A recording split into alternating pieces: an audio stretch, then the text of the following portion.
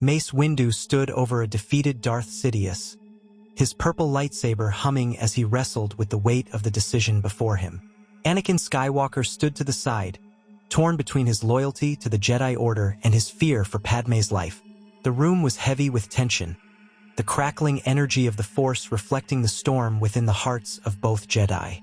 Mace's resolve wavered for just a moment, and he made a choice that would change the galaxy forever.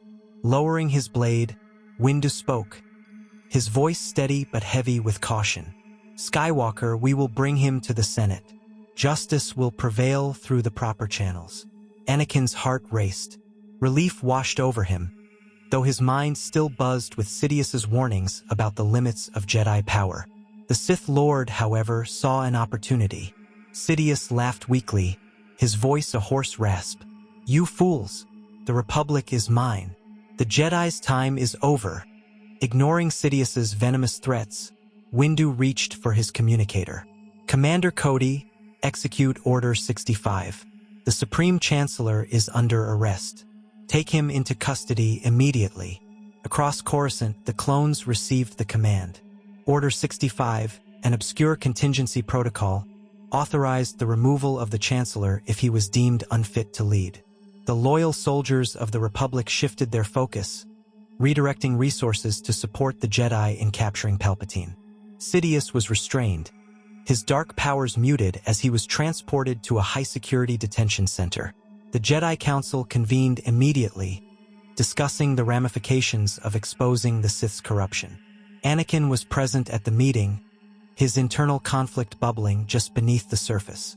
Windu observed the young knight closely, noting the turmoil in his aura.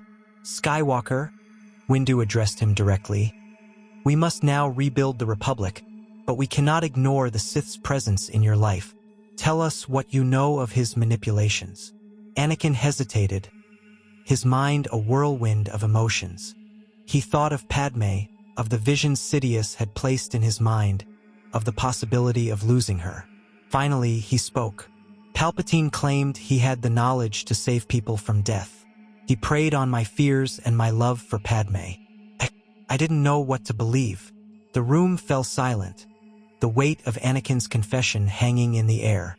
Yoda, his voice calm yet probing, asked, "Do you trust us, young Skywalker?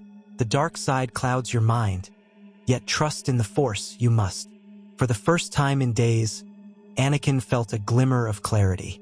"I trust the Jedi," he replied, though his voice carried a trace of uncertainty. "But I need help to let go of my fears." As the Council deliberated on how to move forward, the galaxy began to shift. News of Palpatine's arrest spread, sending shockwaves through the Senate and the population of Coruscant. Many senators, including Bail Organa and Mon Mothma, were quick to support the Jedi's actions, grateful that the shadow over the Republic was finally exposed. However, others, particularly those loyal to Palpatine, accused the Jedi of a coup.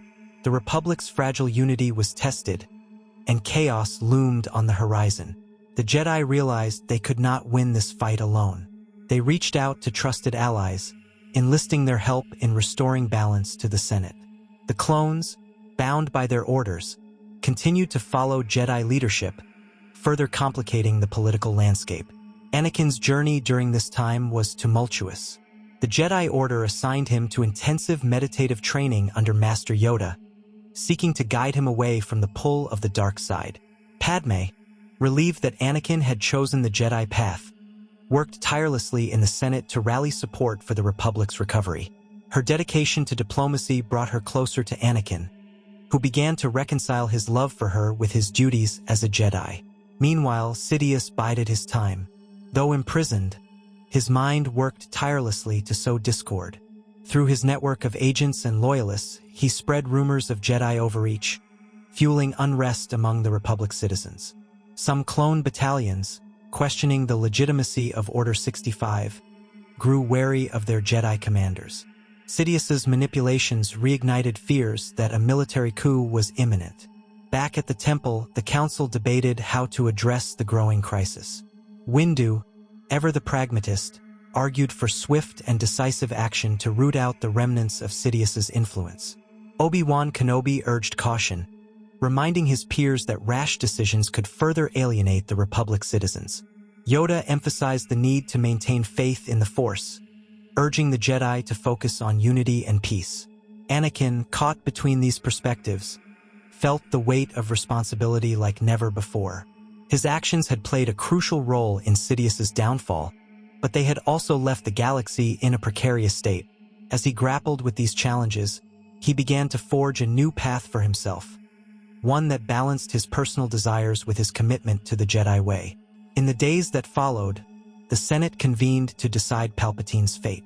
Sidious, ever the master manipulator, used his trial as a platform to cast doubt on the Jedi. His words, though veiled in deception, resonated with some senators who feared the concentration of power within the Order. Despite this, the evidence of his Sith allegiance was overwhelming, and he was ultimately sentenced to life imprisonment on a remote, high-security prison planet. Yet, the echoes of his influence lingered. The galaxy's wounds would not heal overnight.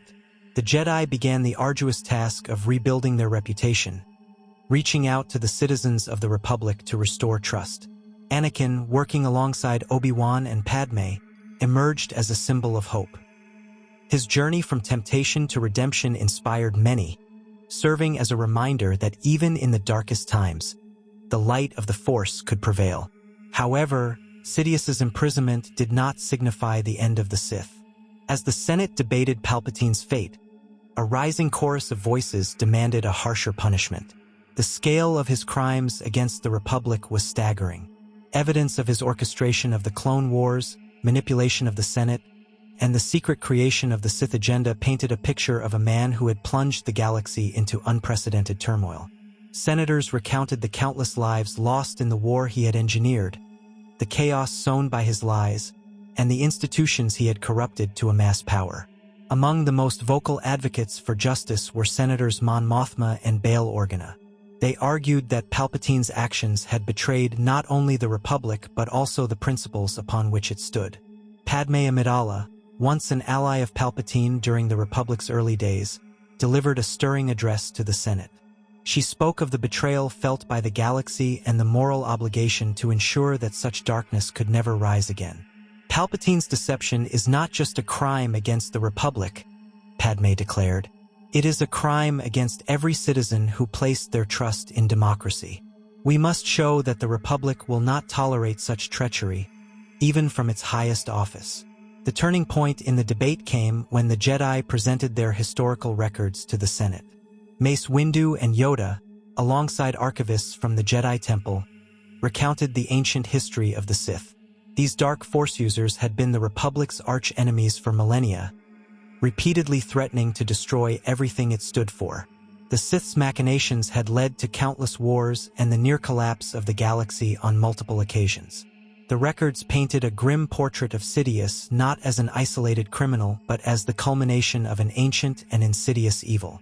The Jedi emphasized that Sidious's role as a Sith Lord made him uniquely dangerous. Even in imprisonment, his mastery of the dark side meant he could influence others, sowing chaos and corruption from afar. The galaxy could not afford to take such a risk. While some senators initially hesitated, concerned about the Republic crossing a moral line by condemning a man to death, the historical context swayed the majority. After days of impassioned debate, the Senate voted overwhelmingly in favor of the death penalty. The decision was framed not merely as a punishment for Palpatine's actions, but as a necessary step to protect the Republic from further harm. His execution, they argued, would symbolize the galaxy's rejection of the Sith's influence and serve as a warning to any who might follow in his footsteps.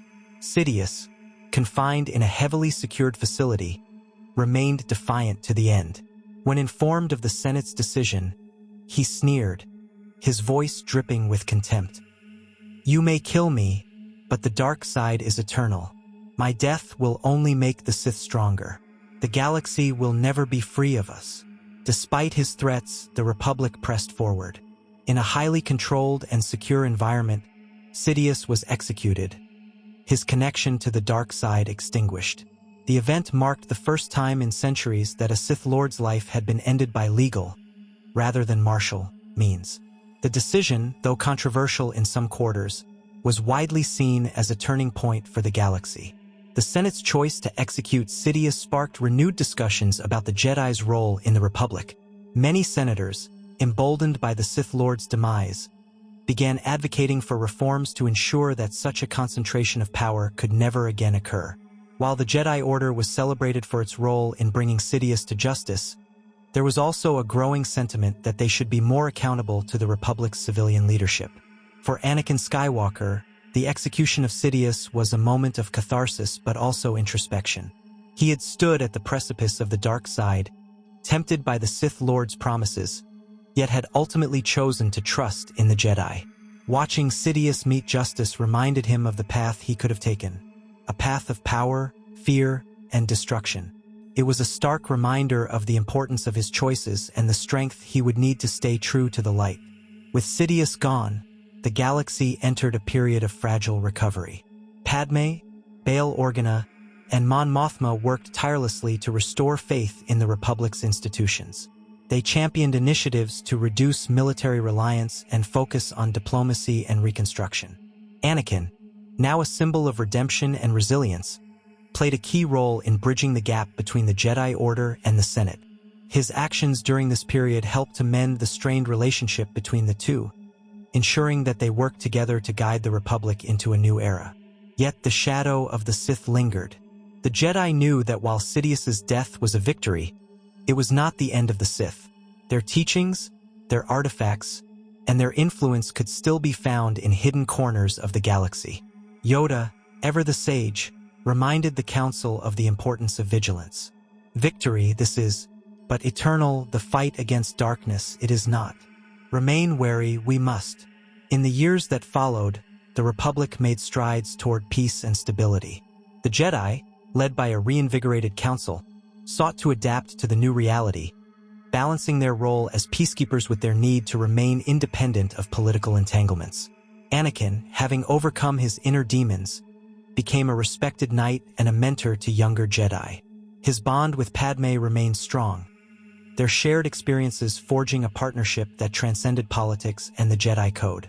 Sidious's death became a symbol of the Republic's resilience and a reminder of the cost of complacency.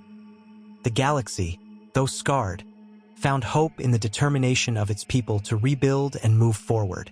While the Sith's legacy was not fully eradicated, the Republic's renewed commitment to justice and unity ensured that the light of the Force continued to shine.